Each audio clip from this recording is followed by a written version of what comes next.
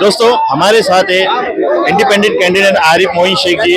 आज उनकी आवाज भी बैठ गई थी लेकिन फिर भी उन्होंने स्पीच दिया। आरिफ भाई, अभी 2 दिन बचा हुआ आज का और कल का। आपको देख रहा हूँ हम लोग के लगातार आप रिलीज कर रहे हो, मीटिंग कर रहे हो, तो लोगों का क्या रिस्पॉन्स मिल रहा है? अल्हम्दुलिल्लाह बहुत अच्छा रिस्पॉन्स है समीर भाई। लोग जो है मेरे साथ जुड़े हुए हैं और ये लोगों के जज्बात देखो। ये गिलबर्ट हिल ये मेरा होम ग्राउंड है और अल्हम्दुलिल्लाह यहाँ से मैं आपको ये बोलना चाहूंगा कि इंशाल्लाह 100% वोट जो है वो मेरे को गिरेंगे, क्योंकि यहाँ पर मैंने बहुत सारे काम किया हूँ।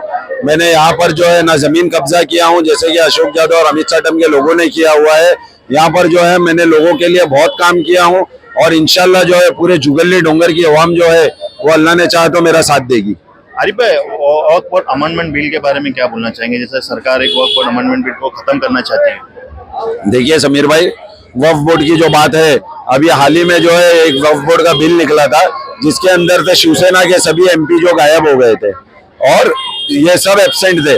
लेकिन मैं आज आपके चैनल के माध्यम से एक चीज बोलना चाहूंगा कि अगर मैं यहाँ अंधेरी से इंशाल्लाह अगर विधायक बनकर चुन के आता हूँ तो ये जितने भी एरिया है ना, जो अपने आप को ये जेवीपीडी कहते हैं, ये अंबोली कहते हैं, 7 बंगला कहते हैं, 4 बंगला कहते हैं, डीएन नगर कहते हैं, मैं ये देखूंगा कि अगर ये वक्फ बोर्ड की जमीन निकली तो मैं ये पूरी कोशिश करूंगा कि भाई ये वक्फ बोर्ड को रिटर्न हो जावे।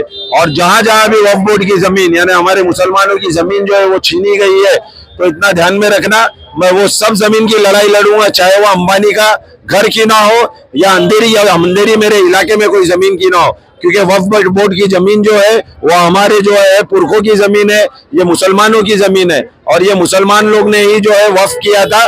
लेकिन कुछ लोगों ने उसके ऊपर बुरी नजर डाल के जो है वो जो है हमसे छीन लिया है।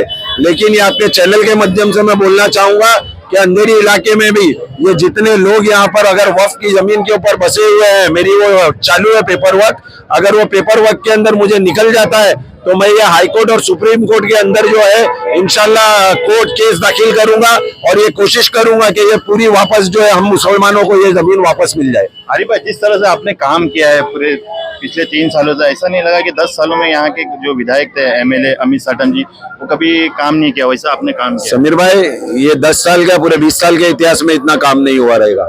मैंने कहा ना, ये अमित चाटम जो है ये कभी मुसलमानों के लिए काम करता ही नहीं है, ये खाली बातें करता है कि मैं ये कर दूंगा वो कर दूंगा, लेकिन मुसलमानों के लिए इसने कभी काम नहीं किया। मेरे को एक काम ये बता दे जिसने ये इलाके में मुसलमानों के लिए किया है। इसने कुछ भी नहीं किया है।